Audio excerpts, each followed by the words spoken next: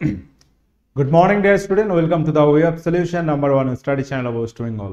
তো আমি তোমাদের ডাল্টন স্যার, তোমরা এখন পাচ্ছ mixed GK practice class GK dose class number 45 45তম ক্লাসে সকলকে স্বাগত জানাই। এবং আমাদের যে ক্লাস রুটিন তোমরা পাচ্ছ, এই মে মাসের ক্লাস রুটিন, এখানে প্রত্যেক স্যার কখন কার ক্লাস হয় একটু দেখে রাখো। সকাল 8:30 থেকে আমার ক্লাস পাচ্ছ তোমরা দ্য ওয়ে অফ সলিউশনে। এবং আমাদের প্রত্যেক ক্লাসের নোটিফিকেশন লিংক তোমরা আমাদের টেলিগ্রাম গ্রুপে পেয়ে যাবে। Verified Telegram group the way of solution নামে আছে, একটু দেখে রাখো। এবং প্রত্যেক পেড কোর্স আমরা করাচ্ছি আমাদের নিজস্ব অ্যাপ TWS একাডেমি অ্যাপে। তোমরা প্লে স্টোরে পেয়ে যাবে, আমাদের অ্যাপ TWS একাডেমি নামেই আছে। ওকে, তো গতকাল আমরা আলোচনা করেছিলাম বেশ কিছু বই রিলেটেড, বিভিন্ন লেখালেখি যে সমস্ত করেছেন আমাদের বিশেষ ব্যক্তিত্বরা, সেইগুলো নিয়ে আলোচনা করেছি, যেগুলো একদম পরীক্ষায় আসার মতো। তো আজকে আবার একটু মিক্সড প্র্যাকটিস আলোচনা করব। প্রত্যেকে যারা কানেক্ট হয়ে আছো, ক্লাসটি খুবই গুরুত্বপূর্ণ হতে চলেছে, সকলে মনোযোগ সহকারে দেখতে থাকো। গ্রিকরা অ্যাগ্রামেস নামে কাকে অভিহিত করতেন? সকলে অ্যান্সার করো। সকলে যারা কানেক্ট আছো সেশনটি লাইক করো, শেয়ার করো এবং লাস্ট পর্যন্ত দেখতে থাকো। বলো, পড়াশোনা কেমন চলছে? প্রত্যেককে আমি বলছি, যে টার্গেটটা নিচ্ছ সেটা তোমাকে ফুলফিল করতে হবে। প্রথমে বলে রাখি, তুমি পরীক্ষা দিচ্ছ, ভালো করে দাও, একদম শেষ পরীক্ষা ভেবে দাও, জীবনের শেষ পরীক্ষা, এটাই তোমাকে পেতে হবে। ঠিক এই মেন্টালিটিতে তুমি চলো, দেখবে ঠিক সাফল্য পেয়ে যাচ্ছ। কোনো রকম অন্য দিকে সময় নষ্ট করলে হবে না। পড়াশোনা করছো, এই সময়টা ভালো করে পড়ো। একসঙ্গে অনেক পরীক্ষা আছে যেগুলো তোমরা পাশ করতে পারবে। তো অ্যাগ্রামেস নামে কাকে অভিহিত করতেন? ধননন্দকে। এই ধননন্দ কে ছিলেন? নন্দ বংশের শ্রেষ্ঠ সম্রাট এবং নন্দ বংশের শেষ রাজা। ভারতের ইতিহাসে নন্দ বংশ কিন্তু একটা উল্লেখযোগ্য বংশ। প্রথম শূদ্র রাজবংশ বলা হয় কাকে? নন্দ বংশকে। এই নন্দ বংশের শ্রেষ্ঠ এবং শেষ সম্রাট কাকে বলা হয়? শ্রেষ্ঠ ও শেষ সম্রাট বলা হয় ধননন্দকে। তাহলে দুটো কথা, এই যে প্রশ্ন, দুটো কথা লিখলাম, এটা দুটো প্রশ্ন কিন্তু। চলো, তাহলে নন্দ বংশের প্রতিষ্ঠাতাকে? মহাপদ্মনন্দ। নন্দ বংশ সম্পর্কে আর একটা কথা কি বললাম, এটি হচ্ছে ভারতের ইতিহাসে প্রথম শূদ্র রাজবংশ। শূদ্র রাজবংশ, ঠিক আছে? এই ইনফরমেশনটা লিখে নাও। এবং প্রতিষ্ঠাতাকে মহাপদ্মনন্দ। তো গ্রিকরা তাকে, আমরা জানি ধননন্দের সময় কিন্তু গ্রিকরা ভারতবর্ষে প্রবেশ করছে ওই সময়কালে, এবং গ্রিকরা তাকে বলতো অ্যাগ্রামেস। চন্দ্রগুপ্ত মৌর্যকে তারা একটা কথা বলতো, গ্রিকরা তাকে কি বলতো? স্যান্ড্রোকোট্টাস।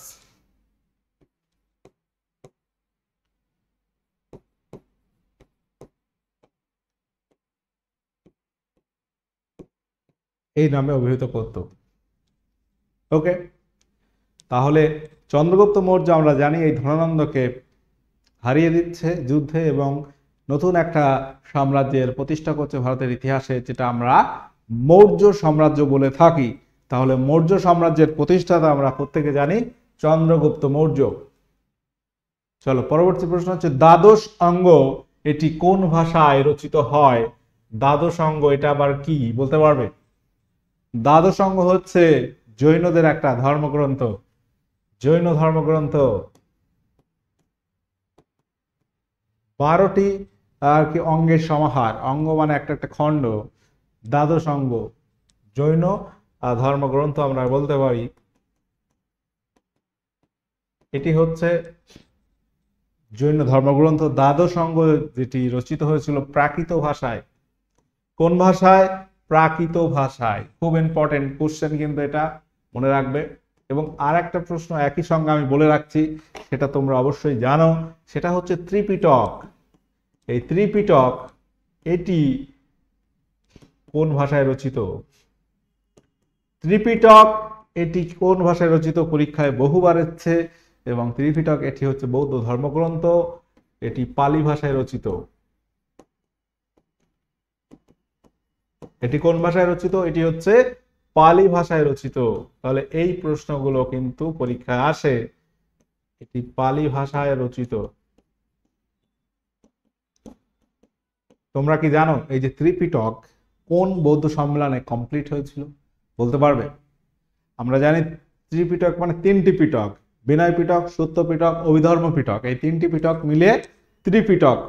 এই তিনটি পিটক কিন্তু একটা একটা করে রচিত হয়, এবং আমরা যদি দেখি তৃতীয় বৌদ্ধ সম্মেলন সম্রাট অশোকের সময় এই ত্রিপিটক লেখাটা কমপ্লিট হয় আর কি। তো তৃতীয় বৌদ্ধ সম্মেলন ত্রিপিটক, তৃতীয় তিন তিন, এটা এইভাবে মনে রাখতে পারো। ত্রিপিটকটার লেখা কমপ্লিট হয়েছিল কোন সময়? তৃতীয় বৌদ্ধ সম্মেলনে, অর্থাৎ সম্রাট অশোকের সময়। নিচের কোন অনুচ্ছেদের অধীনে ভারতবর্ষের রাষ্ট্রপতি মৌলিক অধিকারের প্রয়োগ স্থগিত রাখতে পারেন অনুচ্ছেদ 20-21 ব্যতীত? আমরা জানি যে আর্টিকেল 20 এবং 21 কোনোভাবে স্টপ করা যায় না, যতই জাতীয় জরুরি অবস্থা জারি হোক। কিন্তু এই যে কোশ্চেনটা আছে, একটু জাস্ট তোমাকে আরো একটু ডেপথে জানতে হবে যে ভারতের রাষ্ট্রপতি মৌলিক অধিকার স্থগিত করতে পারে, এটি কোন আর্টিকেলের উপরে? আমরা জানি যে 352 ন্যাশনাল এমার্জেন্সি, জাতীয় জরুরি অবস্থার কথা বলা হয়েছে, 360 ফিনান্সিয়াল এমার্জেন্সি, আর্থিক জরুরি অবস্থা, এবং 356 স্টেট এমার্জেন্সি, রাজ্যের জরুরি অবস্থা। তো এখানে ধারা 359 কিন্তু বলা হয়েছে এটাই, যে ভারতের রাষ্ট্রপতি মৌলিক অধিকার প্রয়োগ স্থগিত করতে পারেন 359 জোরে। সুন্দরবন ইউনেস্কো ওয়ার্ল্ড হেরিটেজ সাইটের মর্যাদা পায় কোন সালে? সুন্দরবন ইউনেস্কো ওয়ার্ল্ড হেরিটেজ সাইটের মর্যাদা পেয়েছে কোন সালে? সুন্দরবন, এটা থেকেও তো আমরা 6টা কোশ্চেন কথা বলি, আর যদিও এর আগেও আমরা আলোচনা করেছি, এটা খুব ইম্পর্টেন্ট কোশ্চেন। তবে আরেকবার একটু তোমাদের মনে করিয়ে দেব সুন্দরবন সম্পর্কে, যে ইনফরমেশনগুলো তোমাকে মনে রাখতে হবে। সুন্দরবন ইউনেস্কো ওয়ার্ল্ড হেরিটেজ সাইটের মর্যাদা পেয়েছে কত সালে? 1987। এই সুন্দরবন সম্পর্কে 6টা পয়েন্ট আছে। 1 নাম্বার লিখে নাও। 1 নাম্বার হচ্ছে সুন্দরবন এটা টাইগার রিজার্ভ। সুন্দরবন অ্যাজ ব্যাঘ্র সংরক্ষণ কেন্দ্র কবে হয়? সুন্দরবনকে ব্যাঘ্র সংরক্ষণ কেন্দ্র হিসেবে ঘোষণা করা হয় বা মর্যাদা দেওয়া হয়েছিল কত সালে? সুন্দরবন হচ্ছে টাইগার রিজার্ভ, এটা মর্যাদা দেওয়া হয় 1973 সালে। 2023 সালে 50 বছর পূর্ণ হয়েছে, 51 বছর চলছে। তো 1973 সালে টাইগার রিজার্ভ। তারপর তোমরা যদি দেখো, সুন্দরবনকে অভয়ারণ্যের মর্যাদা দেওয়া হয়, যেটাকে বলা হয় ওয়াইল্ড লাইফ স্যাংচুয়ারি। অভয়ারণ্যের মর্যাদা দেওয়া হয় কত সালে?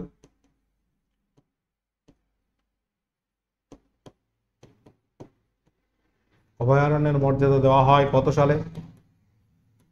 একটু মনে করিয়ে দিচ্ছি প্রত্যেককে এক ঝলকে, 1977 সালে। তাহলে দুটো হলো। 3 নাম্বার হচ্ছে সুন্দরবনকে ন্যাশনাল পার্ক, জাতীয় উদ্যানের মর্যাদা দেওয়া হয় কত সালে? জাতীয় উদ্যান, সুন্দরবনকে জাতীয় উদ্যানের মর্যাদা দেওয়া হয় 1984 সালে। আচ্ছা, আর একটা, এটা তাহলে সিকোয়েন্স অনুযায়ী আবার একবার বলি। UNESCO world heritage site 1987। UNESCO একটা সংস্থা যেটার হেডকোয়ার্টার রয়েছে ফ্রান্সের প্যারিসে। ইউনেস্কো ওয়ার্ল্ড বিশ্ব ঐতিহ্য স্থান heritage site, UNESCO world heritage সাইটের মর্যাদা তাহলে 1987 সালে। এই হলো 4টি। 5 নাম্বার হচ্ছে সুন্দরবনকে biosphere reserve, UNESCO biosphere reserve, জীববৈচিত্র্য সংরক্ষণ কেন্দ্র হিসেবে মর্যাদা দেওয়া হয়। বায়োস্ফিয়ার রিজার্ভ এটি কত সালে? 1989 সালে, 1989। এই হলো 5টি। আর একটা কি? আরেকটা হচ্ছে সুন্দরবনকে রামসার সাইটের মর্যাদা দেওয়া হয়েছে 2019 সালে। তাহলে 6 নম্বর পয়েন্ট হচ্ছে রামসার সাইট। এত 6টা মর্যাদা রয়েছে সুন্দরবন কিন্তু ভারতের বৃহত্তম Ramsar site. Total Ramsar site বর্তমানে কটা আছে? এটা হচ্ছে 2019 সালে।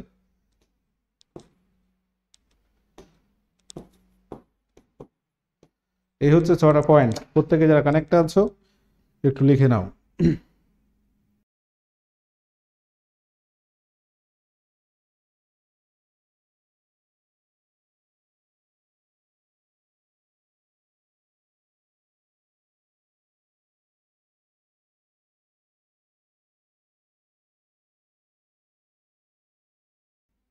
Hello hello. আচ্ছা, প্রত্যেকে এগুলো নোট করে নিয়েছো? তাহলে পরবর্তী প্রশ্ন আমরা আলোচনা করব, ভারতের প্রথম অ্যাক্টিং প্রধানমন্ত্রী কে ছিলেন? প্রত্যেকে বলো।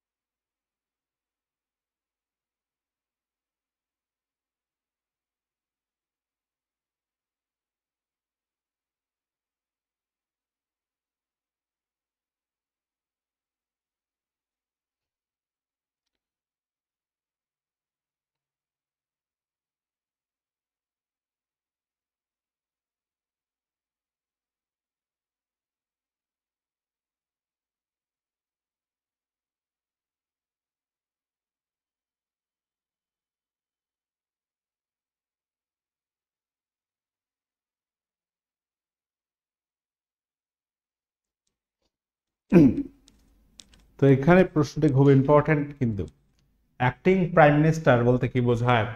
অ্যাক্টিং মানে হচ্ছে অস্থায়ী।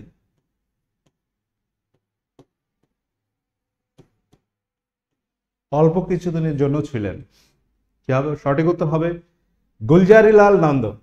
গুলজারিলাল নন্দ হচ্ছেন ভারতবর্ষের প্রথম অ্যাক্টিং প্রধানমন্ত্রী। অ্যাক্টিং মানে হচ্ছে তোমার অ্যাক্টিং বলতে গেলে অস্থায়ী প্রধানমন্ত্রী। আমরা জানি যে জওহরলাল নেহরু যখন মারা যাচ্ছেন 1964 সালে, 1964 সালে জওহরলাল নেহরু মারা যান। জেল নেহরু মারা যান। তো তারপরে কে প্রধানমন্ত্রী হয়? ওই হঠাৎ করে মারা গেছেন, তারপরে প্রধানমন্ত্রী হচ্ছেন গুলজারিলাল নন্দ 1964-এ। 1964-এ 1964 সালে মাত্র 13 দিনের জন্য তিনি প্রধানমন্ত্রী হয়েছিলেন। ঠিক আছে, এই যে ইনফরমেশন এটা মনে রাখবে। 1964 গুলজারিলাল নন্দ প্রথম ভারতের অস্থায়ী প্রধানমন্ত্রী বা অ্যাক্টিং প্রধানমন্ত্রী। ওকে, তারপর প্রধানমন্ত্রী হচ্ছিলেন লাল বাহাদুর শাস্ত্রী। কাবুলে কাবুলে কত সালে অস্থায়ী ভারতীয় জাতীয় সরকার গঠিত হয়?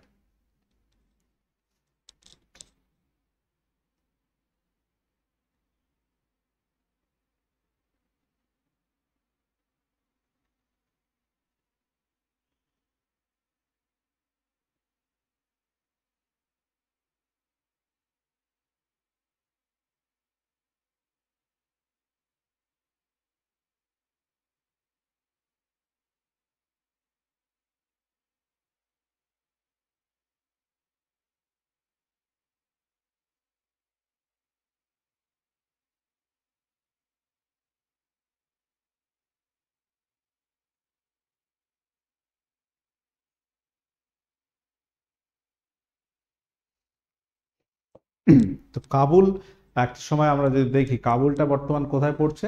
আফগানিস্তান। এবং কাবুলে অস্থায়ী ভারতীয় একটা জাতীয় সরকার গঠিত হয়েছিল, সেটি হচ্ছে 1915 সালে। 1915 সালে অস্থায়ী ভারতীয় জাতীয় সরকার একটি গঠিত হয় কাবুলে। কাবুল বর্তমান কোথায়? কাবুলটা হচ্ছে আফগানিস্তানের মধ্যে পড়ছে। আচ্ছা, নিম্নলিখিত কোন ব্যক্তিত্ব 66তম বাৎসরিক গ্রামী পুরস্কার অ্যালবাম অব দ্য ইয়ার পুরস্কারে সম্মানিত হলেন এবং এই নিয়ে তিনি 4বার এই শিরোপা অর্জন করে রেকর্ড সৃষ্টি করলেন? প্রশ্নটা কিন্তু ইম্পর্টেন্ট রয়েছে তোমাদের সেন্ট্রাল পরীক্ষার জন্য এবং পিএসসি মিসলেনিয়াসের জন্য। 66তম বাৎসরিক গ্রামী অ্যাওয়ার্ড। গ্রামী অ্যাওয়ার্ড হচ্ছে কিসে দেওয়া হয়? বিশেষ করে সঙ্গীতের ক্ষেত্রে। সঙ্গীতে দেওয়া হয় গ্রামী অ্যাওয়ার্ড, সঙ্গীত, মিউজিক।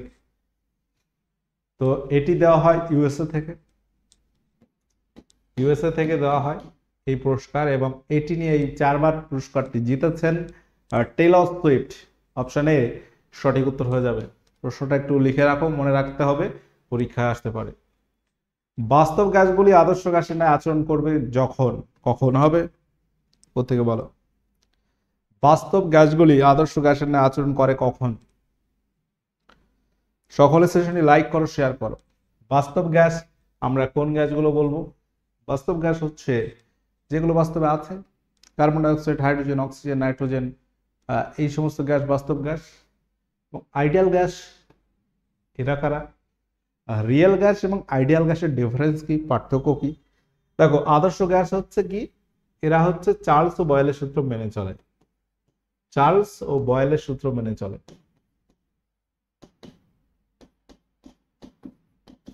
এবং চার্লস বয়েলের সূত্র মেনে চলে যখন, তো চার্লস বয়েলের বক্তব্য অনুযায়ী যখন -273 ডিগ্রি সেন্টিগ্রেড উষ্ণতায় যাচ্ছে, অর্থাৎ পরম শূন্য উষ্ণতায় আদর্শ গ্যাসগুলোর আয়তন এবং চাপ শূন্য হয়ে যাবে।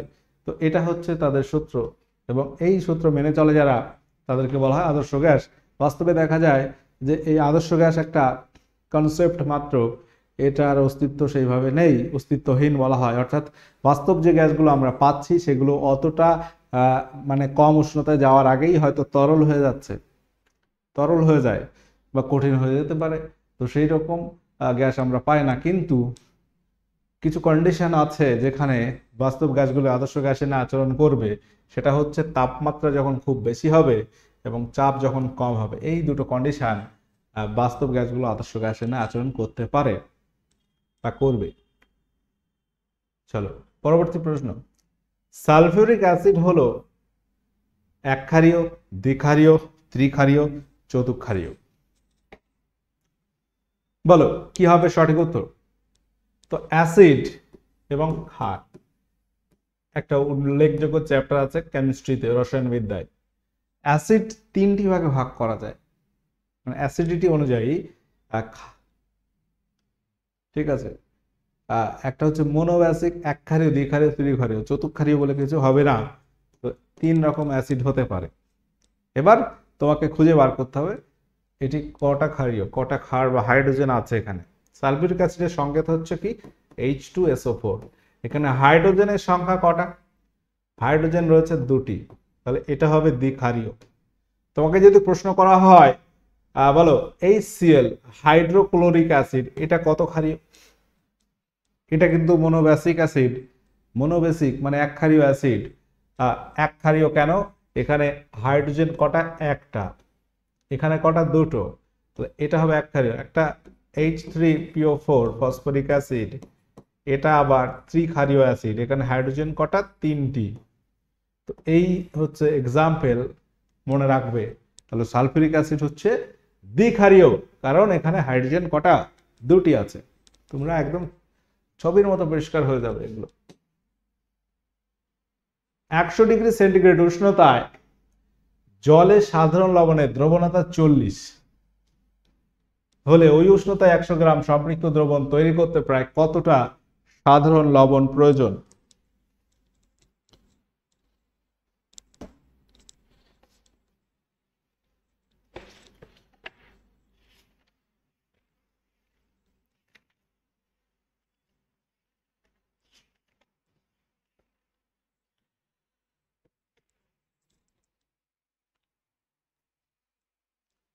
তো এখানে প্রশ্নটা তোমাদের দেখে চমকে যেতে পারে অনেকেই, যে এটা আবার কিভাবে সম্ভব, আর সূত্রটা কি আছে একটু জানা দরকার। তাহলে তোমরা সূত্রটা একটু লিখে নাও। সূত্রটা হচ্ছে দ্রাব্যতা। দ্রাব্যতা বলে একটা কথা রয়েছে দ্রবণে। যদি বলা হয় নির্দিষ্ট উষ্ণতায়, নির্দিষ্ট উষ্ণতায় দ্রাব্যতা, এটা কি? সূত্রটা কি আছে? সূত্রটা হচ্ছে নির্দিষ্ট উষ্ণতায় দ্রাব্যতা ইকুয়াল টু 100 গ্রাম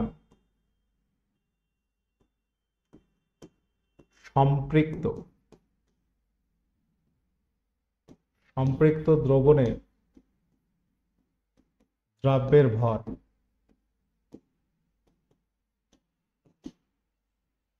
লেখাটা একটু ওই দিক থেকে লিখলে ভালো হতো, কেটে দিয়ে লিখি, নয়তো এক জায়গায় ধরবে না। আচ্ছা লিখলেও হয়, অসুবিধা নেই। এটাকে ভাগ করছি তোমার 100 গ্রাম দ্রাবকের ভর,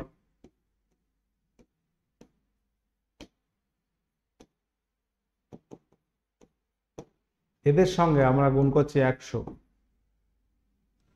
100 গুণ করছি। তাহলে সূত্রটা কি হলো?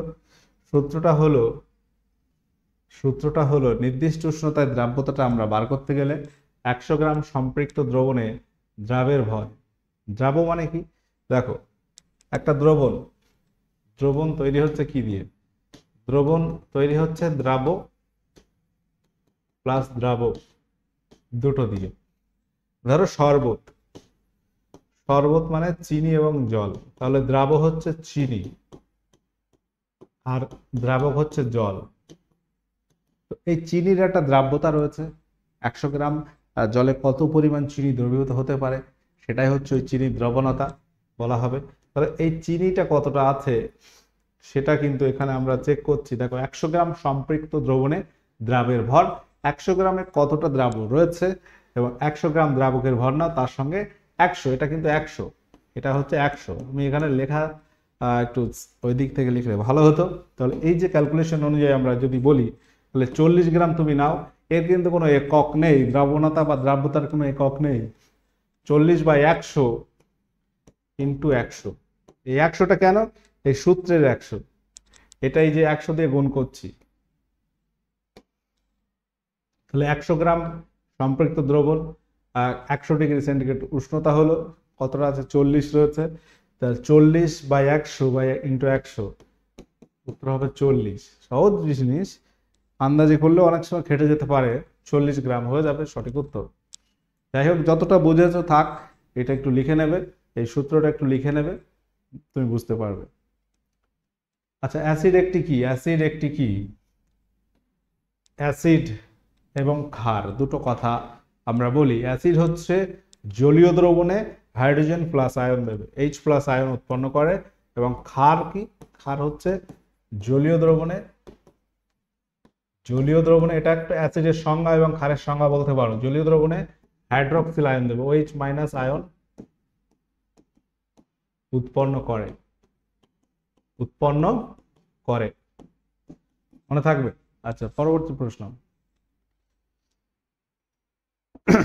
একটি দ্রবণে লিটমাস পেপার নাও, লাল লিটমাস পেপার ডোবালে যদি বর্ণ পরিবর্তিত হয়ে নীল বর্ণে পরিণত হয়, তাহলে দ্রবণটি হলো অ্যাসিড না ক্ষার?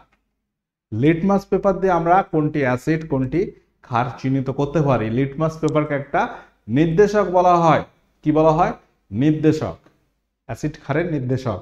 কোনটি ক্ষার কোনটি অ্যাসিড আমরা বুঝতে পারবো সেই লিটমাস একটা পেপার, কাগজ, এটা ডুবিয়ে দেখলে বোঝা যাবে। তো কালার চেঞ্জ হয়ে যায় লাল থেকে নীলে হলে সেটা ক্ষার, আর যদি নীল থেকে লাল হলে সেটা হবে অ্যাসিড। অ্যাসিডে কি হবে? নীল থেকে লাল, আর ওটা লাল থেকে নীল, ব্যাপারটা উল্টো। চলো পরবর্তী প্রশ্ন। কোনটিতে ম্যালিক অ্যাসিড পাওয়া যায়? সহজ প্রশ্ন আছে। ম্যালিক অ্যাসিড আমরা পাচ্ছি কোথায়? আপেলে পাচ্ছি। মানুষের ক্রেনিয়াল নার্ভের সংখ্যা কত? ক্রেনিয়াল নার্ভ বলতে কি বোঝাচ্ছে? মনে আছে? ক্রেনিয়াল নার্ভ মানে হচ্ছে করোটিয় স্নায়ু।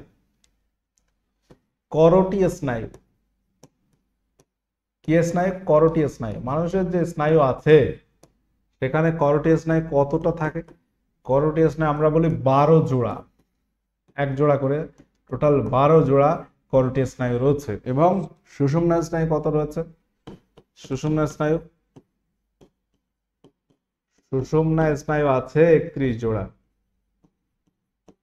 সুষুম্না স্নায়ু আছে 31 জোড়া।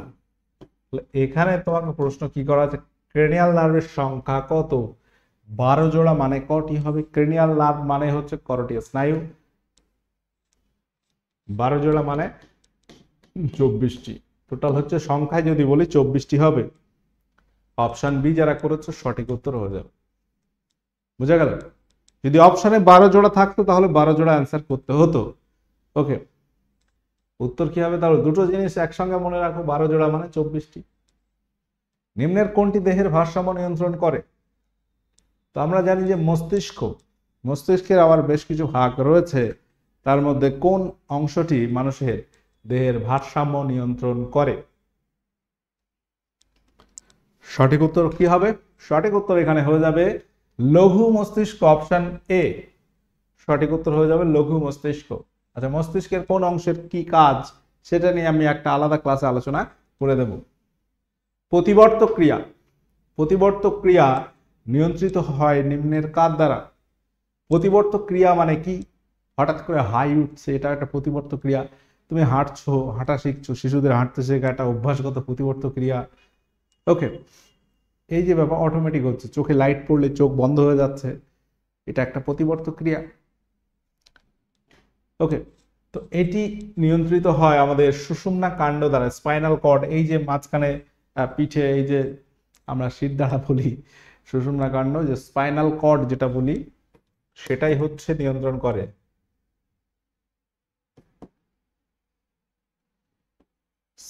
Spinal cord. নিচের কোনটির অভাবে অ্যালজাইমার রোগ হতে পারে? অ্যালজাইমার রোগ এটি কিসের কারণে হতে পারে, কিসের অভাবে?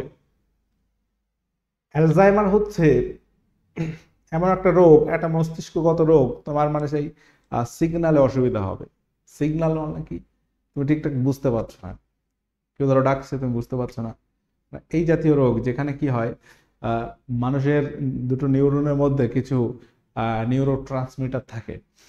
নিউরো ট্রান্সমিটার মধ্যে একটা হচ্ছে অ্যাসিটাইল কোলিন। অ্যাসিটাইল কোলিনের অভাবে এই অ্যালজাইমার রোগ হয়। মানে ঠিকঠাক মানে স্নায়ুতন্ত্রের মধ্যে যে কানেকশনটা তৈরি হচ্ছে সেটা তৈরি হয় না এই অ্যাসিটাইল কোলিন যদি না থাকে। তার ফলে ঠিক রকম বুঝতে পারবে না, স্নায়ু সক্রিয়তা ঠিকঠাক পাবে না। আচ্ছা, কোনটি দশম করোটিয়াস স্নায়ু? স্নায়ু সংক্রান্ত কিছু প্রশ্ন এখানে আলোচনা করছি। দশম, তাহলে আমরা করোটিয়াস স্নায়ু কত বললাম? 12 জোড়া। 12 জোড়া মানে 12টি জোড়ায় জোড়ায় আছে, 12 জোড়া। তার মধ্যে 12-র মধ্যে হচ্ছে 10th, দশম একটা একটা করে 1 2 3 4 এভাবে একটা সিকোয়েন্স আছে। এর মধ্যে দশম হচ্ছে ভেগাস স্নায়ু। ভেগাস স্নায়ু হচ্ছে দশম করোটিয়াস স্নায়ু। প্রতিবিম্ব গঠিত হয় নিম্নের কোথায়? মানুষের ক্ষেত্রে মানুষের চোখে প্রতিবিম্ব গঠিত হয় নিম্নের কোথায়? রড কোষ, কোন কোষ? Retina, Irish. সহজ প্রশ্ন, প্রত্যেকে পারবে। রেটিনায় তৈরি হচ্ছে প্রতিবিম্ব, এবং প্রতিবিম্ব যেটি গঠিত হয় সেটি হয় সদ্বিম্ব, অর্থাৎ রিয়েল ইমেজ। কি হবে? Real image. এবং হয় উল্টো।